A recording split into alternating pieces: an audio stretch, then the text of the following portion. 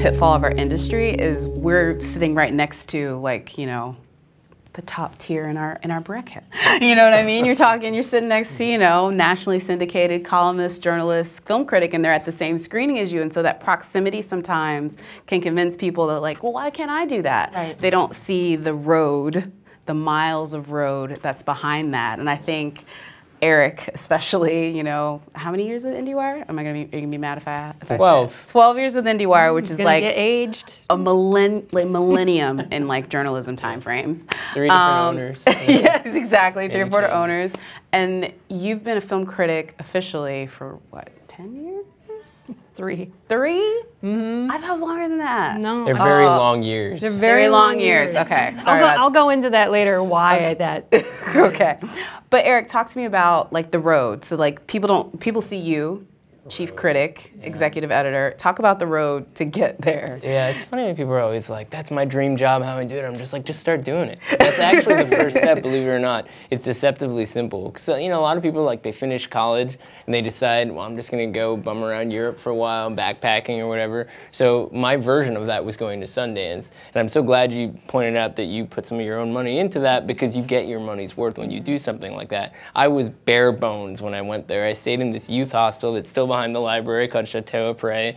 $30 a night to stay in dorm-style housing. I think it's more like 50 now, something like that. But super convenient. And the thing is, I was a film studies, journalism double major in college. And the journalism part was really, really important, because I wasn't just interested in writing about movies. I loved Roger Ebert and Pauline Kael, and the very process of talking about movies was exciting to me. But I was also interested in talking to people about the industry, and I read all these books like Down and Dirty Pictures that were these kind of cultural history of film production and sales and distribution, and it's all really interesting because if you like movies, then the story of how they get out there is just as valuable. So I kind of knew who the power players were, and then suddenly I felt like I was on the front lines and everybody's wearing a name tag. So I'm like, oh, that's Bingham Ray. I read about him in Peter Biskin's book, so I'm just going to start chatting with him, and you make these amazing connections who then become essential resources for all kinds of different stories.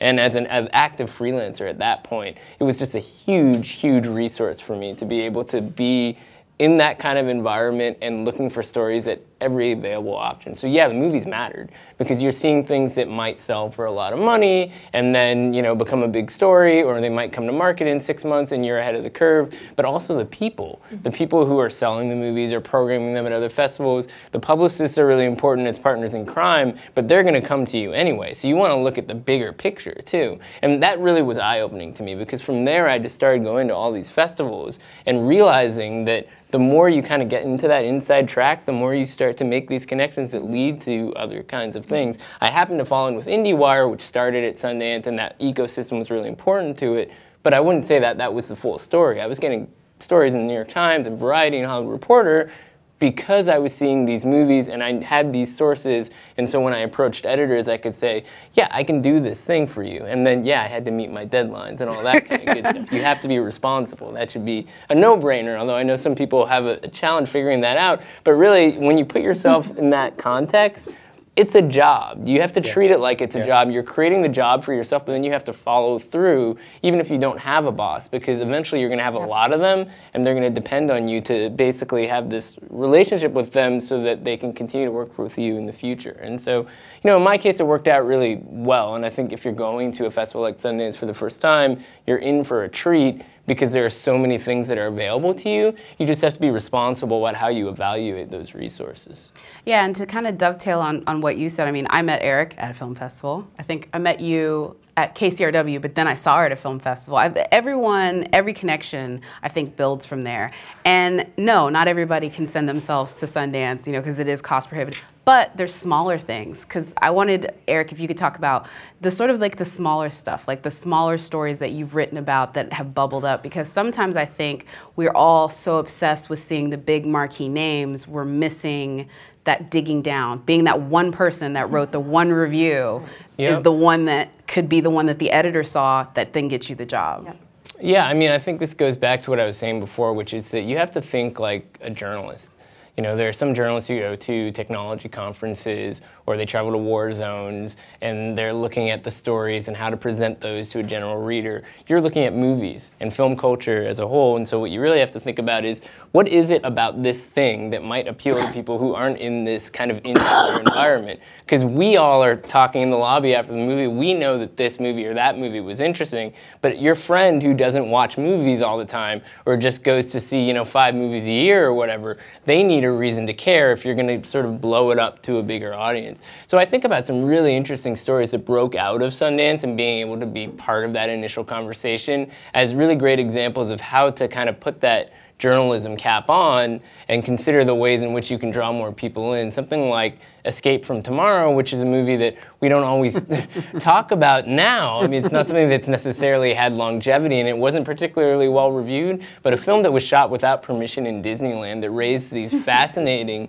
legal conversations, you know, it sort of became this phenomenon in the context of Sundance to the point where the New Yorker eventually decided to send some lawyer to go watch the movie and write about it. But they wouldn't have that idea to even do that if we weren't talking about the movie and generating that initial kind of conversation. So it's those kinds of things that I think are just really valuable, because that was a movie that had no stars, was made for no money, had no reason for anyone to pay attention to it until somebody did and said, hey, I think there's something here. And there's always something like that. Yeah.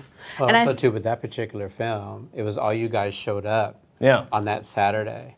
And someone, and I think it was someone from IndieWire, started this rumor like, you have to see this today, because Disney's going to come and shut it down. And so they came to me, and I was the publicist on that film, and they came to me and said, is that true? And I said, I don't know, but it sounds like it could actually be. And so we just fed it. We just kept feeding that, and we just let it kind of go. But I think what you said, New Yorker finally got it, and so we need to send somebody there. But also, I credit like John Sloss, because the sales agent, because he saw, we should use this kind of strategy and try to push this out. And it pushed, and there was someone at the New Yorker that bit, and then they showed up, and then that kind of spread the wildfire. Then everybody showed up to that one screening. Then it became like, if you're not there, you're going to miss it. And rumors are fun. At the time. You can start them. You can hear something on the shuttle, pass it along. That's the beauty of being at Sundance, because like you said, you could be on a shuttle, and someone's talking to somebody about something. Someone will overhear